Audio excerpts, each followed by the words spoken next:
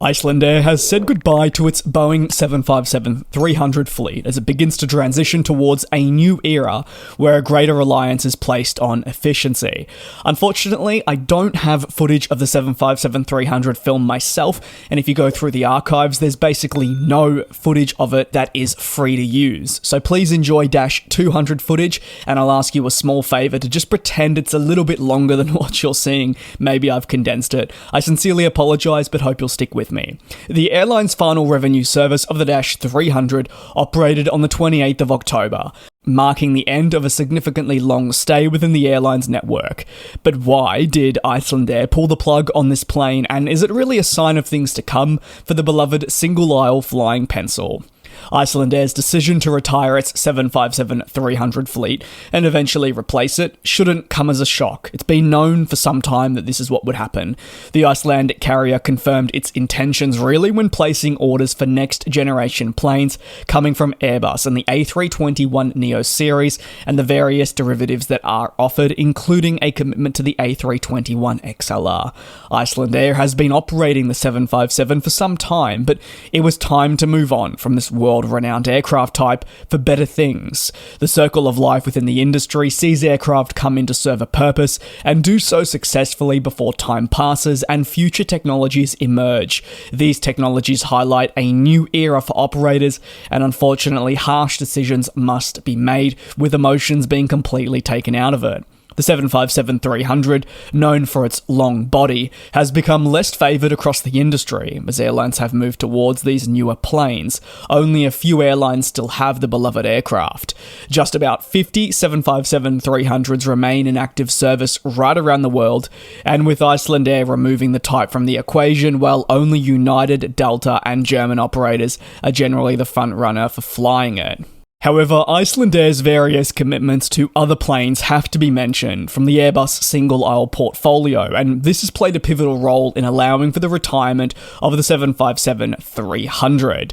Fleet renewal efforts have been a really big focus for the airline, whether through direct purchases with Airbus or flexible leasing agreements. Icelandair has committed to not just the A321LR, but also the A321XLR, with both aircraft types mentioned, to aid the replacement of the 757-300 and eventually the 757-200. Yes, the XLR's deliveries are slated to commence, however, at the end of the decade, permitting no delays are encountered, but the LR is expected to fly much sooner than that. These single-aisle jets offered by the European plane maker come with truckloads of efficiency, and as their variant type suggests, a core selling point is the enhanced range capabilities that make them a favourable choice for replacement efforts, as they open up new possibilities.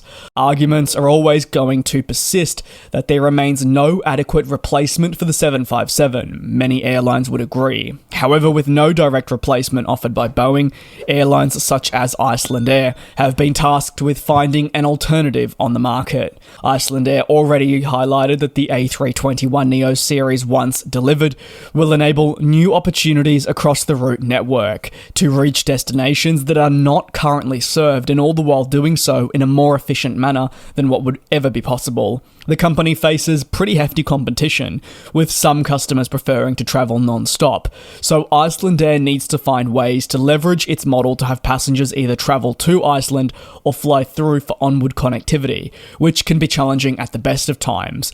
But ultimately, by switching to Airbus for this role in the airline business, it means the 757 can be retired, with the -300s the first to disappear permanently from the operations.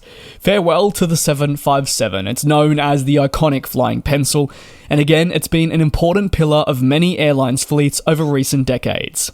The aircraft was seen across many markets. It included slot-constrained destinations such as London Heathrow and New York JFK, with the capacity allowing Icelandair to offer more seats in high-demand airports.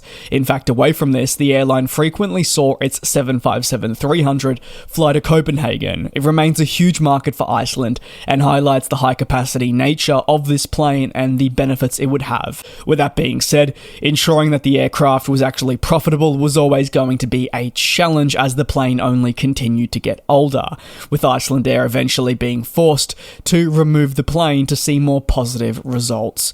While serving a purpose, the 757-300 was very much slotted into a niche market, even dating back to the time it launched, with not that many units ever ordered in comparison to the 757-200.